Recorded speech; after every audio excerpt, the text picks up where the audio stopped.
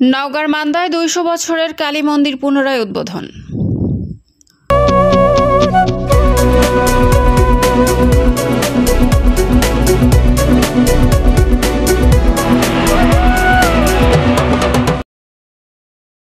আসসালামু আলাইকুম। এডিপি বাংলার সংবাদে সবাইকে স্বাগত জানাচ্ছি সুমা আহমেদ। নওগাঁ নিয়ামতপুর থেকে তোফাজ্জল হোসেনের পাঠানো তথ্যচিত্রে দেখুন বিস্তারিত।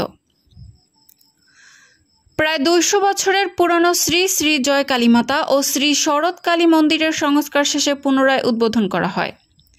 ৫ই এপ্রিল শনিবার রাত ১০টা ১০ সময় জেলার মান্দা উপজেলার ঠাকুরমান্দার জমিদার অমিত রায়ের উত্তরসূরি অশোক রায় বাপ্পি এই মন্দিরের আনুষ্ঠানিক উদ্বোধন করেন। এ সময় অন্যান্যের মধ্যে উপস্থিত ছিলেন জমিদার পরিবারের আরেক উত্তরসূরি দেবাশিস রায়, নিয়ামতপুর উপজেলা প্রেস ক্লাবের সভাপতি তোফাজ্জল হোসেন সহ জমিদার পরিবারের সকল সদস্যবৃন্দ। উদ্বোধনকালে অশোক রায় বাপ্পি বলেন, এই শ্রী শ্রী জয় কালীমাতা ও শ্রী শরৎ কালী মন্দিরটি 1855 সালে আমাদের পূর্বপুরুষ প্রতিষ্ঠা করেছিল। প্রায় ২০০ বছর পূর্বে রাজখাড়া কসবা মান্দার দেবোত্তর এস্টেট এর পক্ষ রায় বাহাদুর এই মন্দিরটি নির্মাণ করেন। প্রতি বছর ব্যাপক জাঁকজমকের সাথে এই মন্দিরে পূজা অর্চনা করা হতো। দেশ বিদেশ থেকে হাজার হাজার ভক্ত আসতো এখানে। ভোগ বিতরণ, পাঠাবলি সহ বিশাল আয়োজন হতো কালীমাতার পূজা।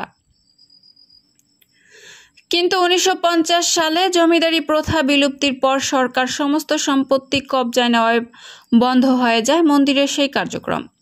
পরবর্তীতে ১৯৭৫ সালে আমরা সরকারের বিরুদ্ধে মামলা করলে সরকার ১ নং খাসখতিয়ান থেকে ১৯৭৯ সালে আমাদের পুনরায় পছন্দ মতো বেশ কিছু সম্পত্তি ফিরিয়ে দেয়। আমরা সে সময় থেকে সেই সম্পত্তি ভোগ দখল করে আসছিলাম। কিছুদিন পর সেই সম্পত্তি নিয়ে শুরু হয় মামলা জবরদখল। দেশে যখন যে সরকার আসে, হোক সেটা বিএনপি কিংবা আওয়ামী লীগ, সবাই আমাদের সম্পত্তি জোরপূর্বক ভোগ দখল করার চেষ্টা চালিয়ে যাচ্ছে। স্থানীয় রাজনৈতিক নেতারা সেসব সম্পত্তি দখল করে রাখে, আমাদের কাছে ভিড়তেই দেয় না। আর সে কারণে এই মন্দিরটি অনেক বছর অবহেলিত অবস্থায় পড়ে রয়েছিল। সম্পত্তি আমি ব্যক্তিগত উদ্যোগে এবং আমার রাজ পরিবারের সার্বিক সহযোগিতায় মন্দিরটির আমূল সংস্কার করে পুনরায় পূজা অর্চনার উপযুক্ত করে গড়ে তুললাম। আজকেই তারই আনুষ্ঠানিক উদ্বোধন করলাম। আমাদের স্টেটের জয় কালীমাতার নামে প্রায় ১,৪০০ বিঘা সম্পত্তি রয়েছে। আমাদের মোট ১৪,০০০ সম্পত্তি নিয়ে ৫টি কাচারি বাড়ি ছিল। এই এস্টেট এর নাম রাজখাড়া দেবোত্তর এস্টেট, যেটা ঢাকার মানিকগঞ্জ থেকে শুরু, বর্তমানে নদীর গর্ভে চলে গেছে। তারপর কাটালিয়া, পাড়া, রাজশাহী, ফরিদপুর।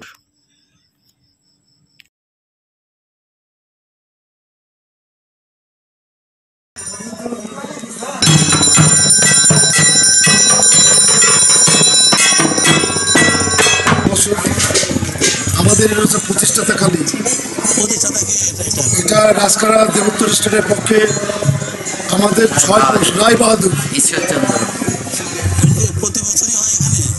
এটা মাঝখানে বিভিন্ন কারণে দেশের সাম্প্রদায়িক যেটা আমাদের স্টেটের ১৪০০ বিঘা শ্রী শ্রী জয় কালী মাতা ও শরৎ কালী মাতার নামে সরকার যখন জমিদার প্রথা বিলুপ্ত হয়ে যায়, তখন ১৯৫০ সালে বিলুপ্ত হয়ে যাওয়ার পরে আমাদের ক্ষতিপূরণের বাবদ শ্রী শ্রী জয় কালী মাতার বাবদ সরকার পক্ষ যখন টাকা দিতে পারলেন না, তখন তার পরিবর্তে ১ নম্বর খাসখতিয়ান থেকে আমাদের চয়েস লাইন ছিল। চয়েস লাইন অনুযায়ী ১৯৭৯ সালে যখন আমরা এটা মামলা করি রাজশাহী কালেক্টরের কাছে, তখন এটা ৭৫ সালে মামলা করি। ৭৯ সালে আমাদের তখন নওগাঁ ছিল না, তখন রাজশাহীর মাধ্যমে এটা এবং ভূমি মন্ত্রণালয়, ভূমি বোর্ড সব কিছুর মাথায় এটা হয়ে গেল এবং আমরা ভোগ দখল করতে থাকি। কিন্তু এর ভিতরে সরকার পালা বদলের পরে একের পর এক সরকার তাদের হিন্দুদের উপরে যে অন্যায় নির্যাতিত এবং আমাদের স্টেটের ১৪,০০০ সামথিং সারা বাংলাদেশে আমাদের ৫টা কাচারি বাড়ি ছিল।